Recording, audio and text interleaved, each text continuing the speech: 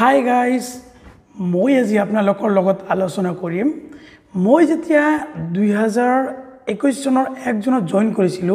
তেতিয়া মোৰ স্যালাৰি কিমান আছিল আৰু বাৰি বাৰি বৰ্তমান কিমান হল ধৰক 2025 চন চলি আছে বৰ্তমান এই জুনৰ 1 তাৰিখ আহিলে মোৰ ধৰক 2 বছৰ কমপ্লিট হ'ব এই 2 বছৰত কিমান স্যালাৰি বাঢ়িল হেইটো আলোচনা আজি মই পে স্লিপ দেখাই কম বিলিভ নহব পাৰে আপোনালোকৰ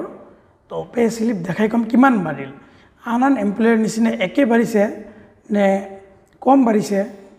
আন এমপ্লয় বিলাকে অসমৰ যিবিলাক আন গভ এমপ্লয় আছে হিবিলাকে যিবিলাক সুবিধা পায় হিবিলাক আমি পাও নে নাই হেইটো আলোচনা বন্ধুসকল এইটো মোৰ 2023 চনৰ পে স্লিপ যত গ্ৰছ আছিল 24291 আৰু মোৰ নেট যেটো মই একাউণ্টত পাইছিল এইটো হল 21753 টকা এইটো হল 2023 চনৰ মোৰ যেটো জুলাই মাহৰ স্যালাৰি স্লিপ হেইটো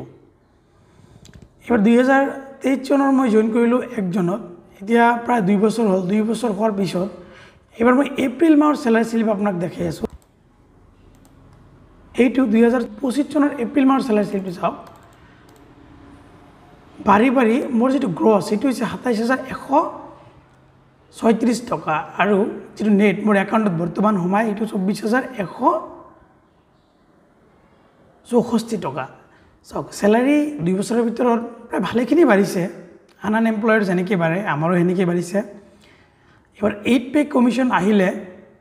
হয়তো আৰু বাঢ়িব 8 পে কমিশন আহিলে আন এমপ্লয়াৰ নিচিনা আমাৰো বাঢ়িব এক্সপেক্টেড ধৰক 35000 পৰা 40000 ৰ ভিতৰত হ'ব স্যালাৰি যদি 8 পে কমিশন হয় বেসিক পেৰ পৰা এবাৰ ফিটমেন্ট ফ্যাক্টৰ কিমান হ'ব এইটো নাজানো ফিটমেন্ট ফ্যাক্টৰ যদি বেছি হয়